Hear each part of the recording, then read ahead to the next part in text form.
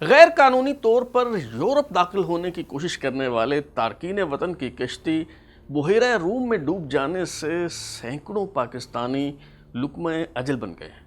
اگرچہ یہ پہلا یا آخری حادثہ نہیں ہے، مگر اب تک کا سب سے بڑا سانحہ ضرور ہے۔ اس بدترین اور بھیانک حادثے سے متعلق بہت دلخراش معلومات اور تفصیلات سامنے آ رہی ہیں، لیکن سوال یہ ہے کہ لوگ اپنی جمع پونجی لٹا کر موت کے اس سفر پر کیوں روانہ ہوتے ہیں؟ ڈنکر کون ہوتا ہے؟ ڈنکی لگانا کسے کہتے ہیں؟ پرخطر سفر کے دوران کس طرح کی مشکلات کا سامنا کرنا پڑتا ہے؟ بعض اوقات زندگی موت سے زیادہ بھیانک کیسے لگنے لگتی ہے؟ غیر قانونی طور پر یورپ پہنچنے کے لیے کون سے بری اور بحری راستے اختیار کیے جاتے ہیں، اور انسانی سمگلنگ کا دھندا کرنے والے جو خواب دکھاتے ہیں، حقیقت اس سے کس قدر مختلف ہوتی ہے؟ ترازو کے سلسلے ان کہی میں آج ہم یہی کھوج لگانے کی کوشش کریں گے۔ اس سلسلے کے نئے شو کے ساتھ میں ہوں بلال غوری اور آپ دیکھ رہے ہیں ترازو۔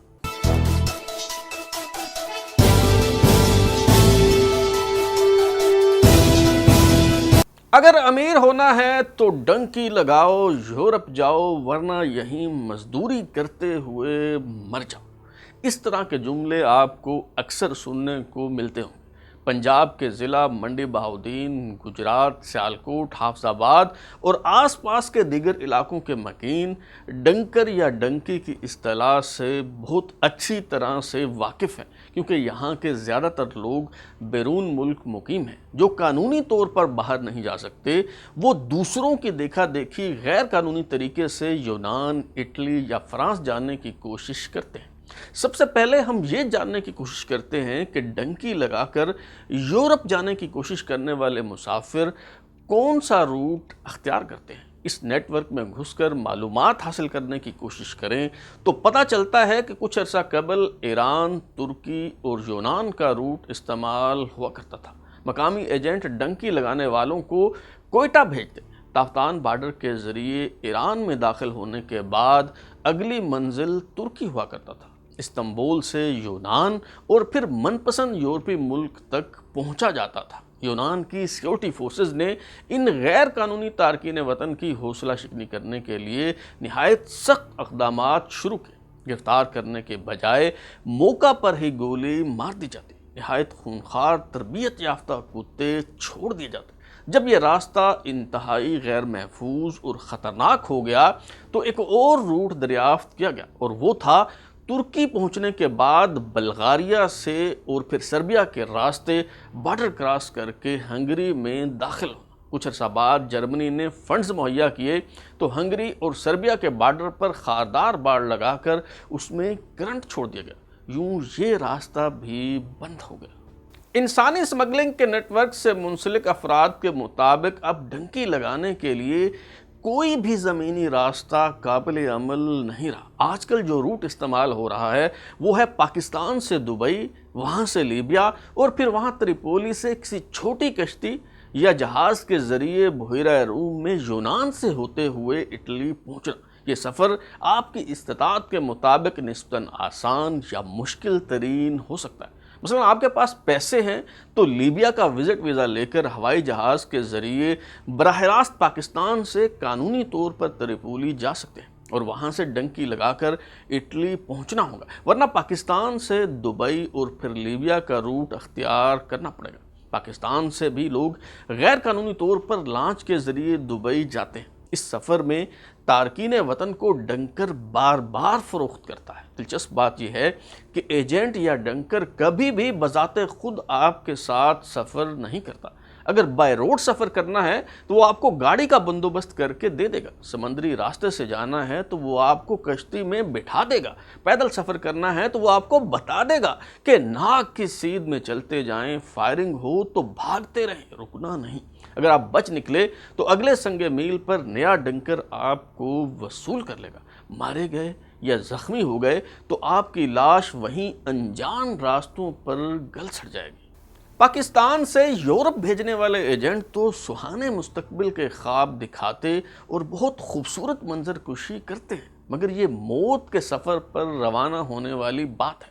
جب تافتان بارڈر کے ذریعے ایران داخل ہوا جاتا تھا تو کنٹینر میں دم گھٹنے سے بیشتر لوگ مر جایا کرتے تھے۔ کئی دن بھوکے پیاسے سفر کرنے کے باعث لوگ بیمار ہو کر مر جاتے ہیں تو انہیں وہیں بے گور و کفن چھوڑ کر باقی مسافر آگے بڑھتے رہتے ہیں۔ بعض اوقات یہ غیر قانونی تارکین وطن ایسی جگہ محصور ہو جاتے ہیں کہ وہاں سے نہ آگے جا سکتے ہیں اور نہ پیچھے آ سکتے ہیں۔ ڈنکی لگاتے ہوئے کئی تارکین وطن سمندری قزاقوں یا دیگر جرائم پیشہ افراد کے ہتھے چڑھ جاتے ہیں، جو انہیں اغوا کرنے کے بعد ویڈیوز بنا کر ان کے اہل خانہ کو بھیجتے ہیں اور تاوان مانگتے ہیں۔ لیکن ایک ایجنٹ جو اس دھندے سے بہت اچھی طرح سے واقف ہیں، ان کا دعویٰ ہے کہ پاکستان سے دبئی، وہاں سے لیبیا اور پھر تریپولی سے اٹلی کا سمندری روٹ سب سے زیادہ محفوظ ہے اور یہاں سے ڈنکی لگانے کا رزلٹ 100% ہے۔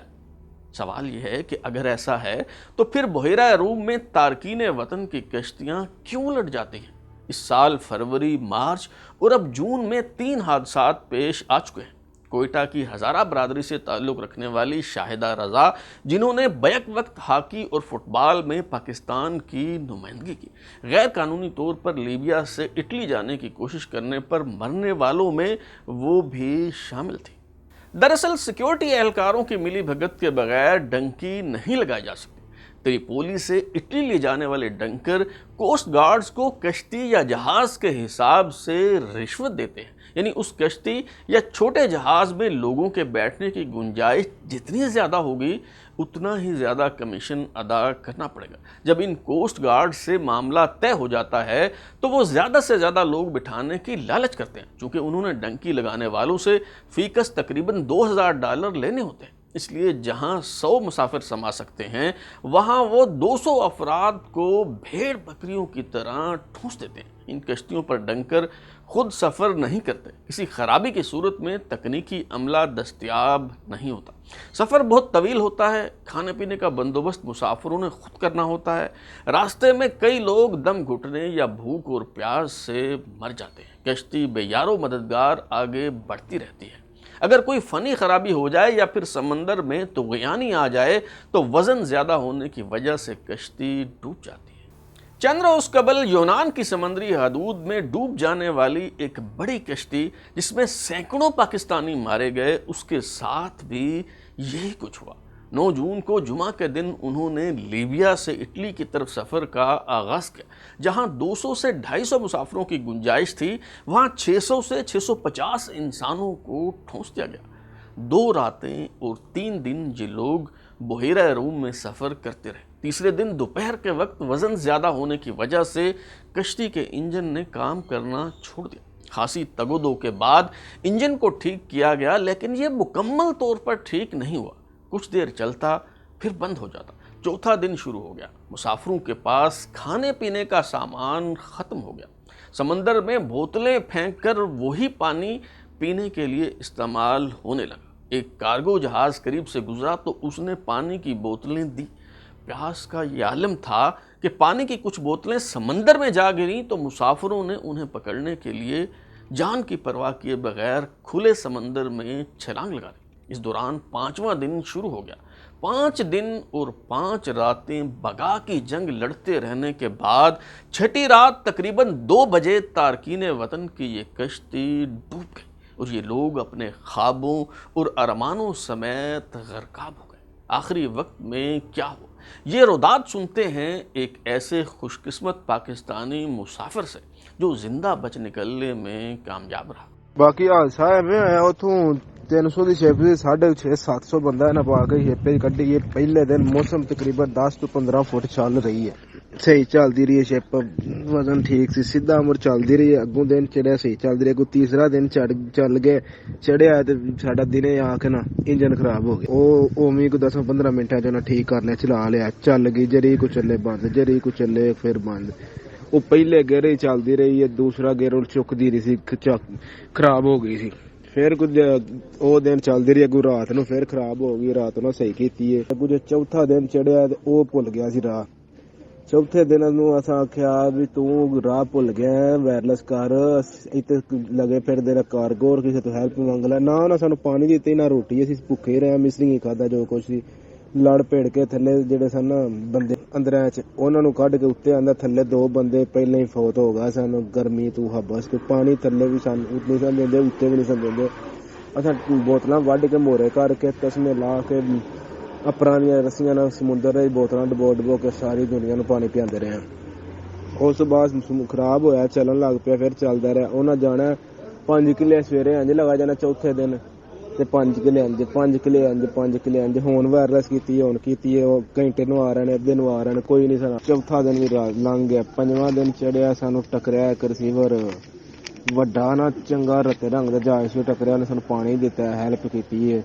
ਤੇ ਉਹ ਵੀ ਹੈਲਪ ਕਰਕੇ ਨਾ ਤੇ ਬੋਤਲਾਂ ਨੇ ਪਾਣੀ ਦੀ ਦਿੱਤੀਆਂ, ਤੇਲ ਦੀ ਦਿੱਤੀ ਹੈ, ਤੇ ਪਾਣੀ ਦੀਆਂ ਬੋਤਲਾਂ ਜਿਹੜੀਆਂ ਵਿੱਚ ਸਮੁੰਦਰ ਦੇ ਛੋਟੇ ਮੁੰਡੇ ਛਾਲਾਂ ਮਾਰ ਕੇ ਬੋਤਲਾਂ ਚੁੱਕ ਕੇ ਪਾਣੀ ਦੀਆਂ ਲੈ ਨੇ, ਇੰਨੀ ਕੁ ਤਰੇ ਨਾ ਮਰ ਚਲੇ ਸਨ। ਉਹ ਚੁੱਕ ਕੇ ਲਿਆ ਕੇ ਵਿੱਚ ਬੈਠੇ, ਫਿਰ ਚੱਲਦੇ ਰਹੇ। ਤਕਰੀਬਨ ਅੱਧਾ ਘੰਟਾ ਨਹੀਂ ਚੱਲੇ, ਉਹ ਵੀ ਸਾਹਮਣੇ ਖਲਾ, ਉਹ ਵੀ ਇੱਕ ਹੋਰ ਸ਼ਿਪ ਵੱਡਾ ਆ ਗਿਆ 5ਵੇਂ ਦਿਨ। ਉਹ ਸ਼ਿਪ ਨੇ ਵੀ ਆ ਕੇ ਸਾਨੂੰ ਪਾਣੀ ਦਿੱਤਾ, ਤੇ ਉਤੋਂ ਬਰੂਸ਼ ਜਾਂ ਸੱਠੇ ਨੇ ਉਹ ਦਿੱਤੇ ਨੇ। ਤੇ ਉੱਥੇ ਵੀ ਸਾਡਾ ਸ਼ਿਪ ਇੰਨੇ ਕੁ ਹੁਲਾਰੇ ਮਾਰੇ ਨੇ, ਬੰਦ ਸ਼ਿਪ ਸੀ, ਖਰਾਬ ਸੀ। ਉਹਦੇ ਪਿੱਛੇ ਸਟਾਰਟ ਕੀਤਾ, ਹੋ ਗਿਆ। ਉਹਨਾਂ ਆਖਿਆ ਅਸਾਂ ਵੀ ਕਾਲ ਕੀਤੀ ਤੁਹਾਨੂੰ ਰਿਸੀਵਰ ਯਾਰ। ਉਸ ਦੇ ਪਿੱਛੇ ਉਹਨਾਂ ਸਾਡੀ ਹੈਲਪ ਕੀਤੀ, ਉਹਨਾਂ ਆਖਿਆ, ਉਹਨਾਂ ਨੂੰ ਫੋਨ ਕੀਤਾ, ਉਹ ਆ ਰਹੇ ਨੇ, ਤੁਹਾਨੂੰ ਰੈਸਕਿਊ ਕਰ ਲੈਂਦੇ ਨੇ। ਉਹਦੇ ਪਿੱਛੇ ਅਸੀਂ ਤਕਰੀਬਨ ਸਾਡੇ ਤੋਂ 2 ਪੈਲੀਆਂ ਸ਼ਿਪ ਕੋਲ ਹੀ ਖੜੇ, 2 ਵੀ ਨਹੀਂ ਕਿੱਲਾ ਕੋ ਦੂਰ ਹੈ ਨਾ ਕਿ ਤੁਸੀਂ ਜਾਓ, ਆ ਰਹੇ ਨੇ। ਉਹ ਸਾਹਮਣੇ ਹਰੀ ਲਾਈਟ ਬਲੀਏ, ਇੱਕ ਇਹਨਾਂ ਦਾ ਸ਼ਿਪ ਜਨਾਨ ਵਾਲਿਆਂ ਦਾ ਆਇਆ। ਉਹਨਾਂ ਆਖਿਆ ਅਸੀਂ ਇਟਲੀ ਵਾਲੇ ਤੁਹਾਨੂੰ ਰੈਸਕਿਊ ਕਰਨ ਲੱਗੇ। ਅਸੀਂ ਇੰਜ ਨੂੰ ਚੱਲੇ ਆ, ਸਾਨੂੰ ਉਹਨੇ ਆਖਿਆ ਸਾਡੇ ਮੇਰੇ ਮਗਰ ਆ ਜਾਓ। ਅਸੀਂ ਥੋੜਾ ਜਿਹਾ ਚੱਲੇ 4-5 ਪੈਲੀਆਂ, ਫਿਰ ਸਾਡਾ ਖਰਾਬ ਹੋ ਕੇ ਖਲੋ ਗਿਆ। ਫਿਰ ਉਹਨਾਂ ਵੇਖਿਆ ਵੀ ਖਲੋ ਗਏ, ਫਿਰ ਉੱਥੋਂ ਪਰਤ ਕੇ ਆਏ ਨੇ ਵਾਪਸ ਸਾਡੇ ਕੋਲ। ਫਿਰ ਆਣ ਕੇ ਉਹਨਾਂ 2 ਸਨ ਹੇਠ, ਤੇ ਦੋਵੇਂ ਵੱਡੀਆਂ ਉਂਗਲ, ਇੱਕ ਵੱਡੀ ਉਂਗਲ ਇੱਕ ਛੋਟੀ, ਇਵੇਂ ਦੇ ਸਨ ਵੀ ਇੱਕ ਖਲੋ ਗਏ ਇੱਕ ਦੂਸਰੇ ਦੇ ਕੋਲ ਆਣ ਕੇ। ਉਹਨਾਂ ਆਣ ਕੇ ਸਾਨੂੰ ਰੱਸਾ ਉੱਤੋਂ ਸਿਰ ਤੋਂ ਪਾਇਆ, ਤੇ ਸਾਡਾ ਖਲਾ ਸੀ ਜਿਹੜੀ ਕੋਈ ਵੱਖੀ ਪਰਨੇ ਇੰਜ, ਤੇ ਉਹ ਜਿਹੜੀ ਕੋਈ ਇੰਜ ਸਨ, ਉਹਨਾਂ ਸਾਈਡ ਪਰਨੇ ਦਾ ਖਿੱਚ ਕੇ ਝਟਕਾ ਮਾਰਿਆ, ਸ਼ਿਪ ਡੁੱਬ ਗਈ ਹੈ। ਝਟਕਾ ਮਾਰ ਕੇ ਰੱਸੇ ਪਾ ਕੇ ਨੇੜੇ ਕੀਤਾ, ਜਿੰਨਾ ਕਿੰਨਾ ਕੋ ਨੇੜੇ, ਇੱਕ ਕਨਾਲ ਝਟਕਾ ਮਾਰ ਕੇ ਖਿੱਚ ਕੇ ਡੁਬੋ ਕੇ 2 ਹਲਾਰੇ ਮਾਰੇ। ਤੀਸਰੇ ਹਲਾਰੇ ਜਿਹੜੀ ਨਾ ਬਿਲਕੁਲ ਮੁੱਧੀ ਹੋ ਗਈ। ਜਿਹੜੇ ਥੱਲੇ ਬੰਦੇ ਸਨ ਉਹਨਾਂ ਨੂੰ ਇੱਕ ਕਦਮ ਪੱਟਣ ਦਾ ਮੌਕਾ ਹੀ ਨਹੀਂ ਮਿਲਿਆ ਕਿ ਅਸੀਂ ਬਾਹਰ ਆ ਜੀ। ਮੈਂ ਬਾਹਰ ਤਾਂ ਅਸੀਂ ਬਾਹਰਲੇ ਮੁੰਡੇ ਛਾਲਾ ਮਾਰ ਕੇ ਨਿਕਲ ਗਏ, ਮਿਸਰੀ ਸਾਨੂੰ ਉਤਲੀ ਛੱਤ। ਉੱਥੋਂ ਫਿਰ ਅਸੀਂ ਨਿਕਲੇ, ਕਿੰਨੇ ਕੁ ਥੱਲੇ ਪਾਣੀ ਟੁਰ ਗਿਆ, ਮਸਾਂ ਉਤਾਂ ਨਿਕਲੇ। ਉਦੋਂ ਪਿੱਛੇ ਉਹ ਜਿਸ ਨਾਲ ਅਸੀਂ ਡੁੱਬ ਗਏ, ਰੱਸਾ ਉਹਨਾਂ ਖੋਲ ਕੇ 2 ਕਿੱਲੇ ਦੂਰ ਜਾ ਖਲੋ ਕੇ ਸਾਨੂੰ ਵੇਂਦੇ ਰਹਿਣਾ, ਸਾਨੂੰ ਵੇਂਦੇ ਰਹਿਣ। ਜਿਸ ਵੇਲੇ ਉਹ ਮੁੱਧੀ ਹੋਈ ਹੈ ਤੇ ਇੱਕ ਗੁੱਠ ਹੁੰਦੀ ਰਹਿ ਗਈ ਹੈ ਡੁੱਬਣ ਵਾਲੀ, ਉੱਥੇ ਵਾਂ ਭੱਜ ਭੁੱਜ ਕੇ ਤਰ ਤੁਰ ਕੇ ਮਸਾਂ ਕੇ ਅਸੀਂ ਚੜੇ। ਉਹਦੇ ਉੱਤੇ ਵੀ ਤਕਰੀਬਨ 600-700 ਚੋਂ 80-90-100 ਬੰਦਾ ਨਹੀਂ ਸੀ ਚੜਿਆ ਉਹਦੇ ਤੇ ਆ ਕੇ, ਇੰਨੇ ਕੁ ਪਹਿਲਾਂ ਹੀ ਪੁੱਗ ਗਏ ਸਨ। ਉਹਦੇ ਉੱਤੇ ਆ ਕੇ ਚੜਿਆ ਜਿਸ ਵੇਲੇ, ਤੇ ਉਹ ਵੀ ਡੁੱਬ ਗਈ, ਵਜ਼ਨ ਪਿਆ, ਉਹ ਵੀ ਸਾਰੀ ਥੱਲੇ ਚਲੀ ਗਈ। 2 ਜਹਾਜ਼ ਸਨ, ਇੱਕ ਇੱਧਰ ਹੋ ਕੇ ਵੇਂਦਾ ਪਿਆ, ਇੱਕ ਇੱਧਰ ਹੋ ਕੇ, ਉਹ ਵੀ ਡੁੱਬ ਗਈ। ਅਸੀਂ ਸਾਰੇ ਨਿਖੜ ਗਏ, ਟੁਰ ਗਏ ਇੱਧਰ। ਕੋਈ 15-20 ਮਿੰਟ ਖਲੋ ਕੇ ਵੇਖਦੇ ਰਹਿਣੇ ਵੀ ਕੰਮ ਮੁੱਕਾ ਨਹੀਂ, ਕੰਮ ਮੁੱਕਾ ਨਹੀਂ। ਉਹਨਾਂ ਫਿਰ ਲਾਈਟਾਂ ਮਾਰੀਆਂ ਨੇ, ਵਿਰਲੇ ਰਹਿ ਗਏ ਅਸੀਂ। ਜਿਸ ਵੇਲੇ ਲਾਈਟਾਂ ਮਾਰੀਆਂ ਨੇ, ਫਿਰ ਇੱਕ ਫੋਨ ਆਈ ਹੈ ਟੂਬ ਦੀ ਸਪੀਡ ਬੋਟ 3-4 ਵਿੱਚ ਰੈਸਕਿਊ ਵਾਲੇ ਦੇ, ਉਹਨਾਂ ਆਣ ਕੇ ਫਿਰ ਵਿਰਲੇ ਚੁੱਕੇ ਨੇ। ਉਹਨਾਂ ਵਿੱਚੋਂ 104 ਬੰਦੇ ਉਹਨਾਂ ਚੁੱਕੇ ਨੇ, ਬਾਕੀ ਸਾਰੇ ਡੁੱਬ ਗਏ ਨੇ। ਅਸੀਂ ਵੀ ਅੱਲਾ ਮਾਫੀ ਦਾ, ਰੱਬ ਦਾ ਲੱਖ ਤੇ ਕਰੋੜਾਂ ਦੀ ਸ਼ੁਕਰ ਜਿਵੇਂ ਅਸੀਂ ਬਚੇ। ਬੜੇ ਬੁਰੇ ਹਾਲਾਤ ਨੇ, बहुत बुरी। अल्लाह पाक ने दूसरी जिंदगी दी थी, साढ़े कोई वाह नहीं ऐसी। इस हादसे के हवाले से एक थ्योरी ये है कि यूनानी कोस्ट गार्ड्स ने जब तारकीन वतन की कश्ती को टो करके ले जाने की कोशिश की तो इस कोशिश में रस्सा बांध कर खींचा गया और यूं ये कश्ती दरमियान से टूट जाने के बायस उलट गई, क्योंकि रस्सा ठीक जगह नहीं बांधा गया था। जबकि यूनानी हुकाम का दावा है कि पेट्रोलिंग करने वाले एहलकारों के पास इतनी बड़ी कश्ती को खींच कर ले जाने की इस्तेदाद नहीं होती। टो करने के लिए बड़े जहाज़ इस्तेमाल किए जाते हैं, लिहाजा रस्से गलत जगह डालने का इल्ज़ाम दुरुस्त नहीं, क्योंकि रस्से सिरे से डाले ही नहीं गए, बल्कि हकीकत यह है कि कश्ती वज़न ज़्यादा होने की वजह से डूब गई। जिंदा बच जाने वाले मुसाफिरों का कहना है कि यूनानी कोस्ट गार्ड्स उन्हें देखते रहे, उन्होंने मुसाफिरों को बचाने की कोशिश नहीं की। ये बात किसी हद तक दुरुस्त मालूम होती है, बज़ाहिर ये बहुत ज़ालमाना फ़ेल महसूस होता है, लेकिन आप खुद सोचें, अगर वो समंदर में भटकते मुसाफिरों को बचाकर बाहिफाजत अपने मुल्क ले जाना शुरू कर दें तो गैर कानूनी तारकीन वतन का तांता बच जाए। पुरखतर सफ़र के बावजूद लोग डंकी लगाने से बाज नहीं आते। जब उन्हें ये तसल्ली होगी कि कोई आकर हमें बचा लेगा तो सोचें क्या हालत होगी। ये तसव्वुर करना मुश्किल नहीं है। جب یہ سوال اٹھایا جاتا ہے کہ آخر لوگ پاکستان میں رہنے کے بجائے موت کے سفر پر روانہ ہونے کو کیوں ترجیح دیتے ہیں، تو یہ تعویل پیش کی جاتی ہے کہ غربت اور بے روزگاری بہت زیادہ ہے۔ لیکن جب کسی پروفیشنل کی ضرورت ہو، سکلڈ لیبر درکار ہو، یہاں تک کہ اچھا ڈرائیور، مالی، الیکٹریشین اور پلمبر چاہیے ہو تو نہیں ملتا۔ ذرا سوچئے ایسا کیوں ہے؟ اگر آپ بھی ڈنکی لگانے کا سوچ رہے ہیں تو گزشتہ برس نیٹ فلکس پر ریلیز ہونے والی ایک فلم دی سویمرز ضرور دیکھیں۔ یہ شام کی رہنے والی دو بہنوں کی کہانی ہے جو ماہر تیراک ہیں اور شام میں خانہ جنگی کے بعد غیر قانونی طور پر یورپ جانے کی کوشش کرتے ہیں۔ آپ یہ فلم دیکھیں گے تو معلوم ہوگا کہ ان پر کیا گزرتی ہے اور یہ سفر کس قدر کٹھن ہو سکتا ہے۔ ان کہیں میں اب تک کے لیے اتنا ہی۔ بلال ہوری کو اجازت دیجیے، پھر ملاقات ہوگی۔ اگر آپ اپنی رائے دینا چاہتے ہیں یا پھر کوئی تجویز تو ہمارا واٹس ایپ نمبر 033284105337 دستیاب ہے۔ اپنا فیڈ بیک دیں، لائک کریں، سبسکرائب کرنے کے بعد بیل آئیکن یعنی گھنٹی دبائیں اور دیکھتے رہیں ہمارا چینل ترازو۔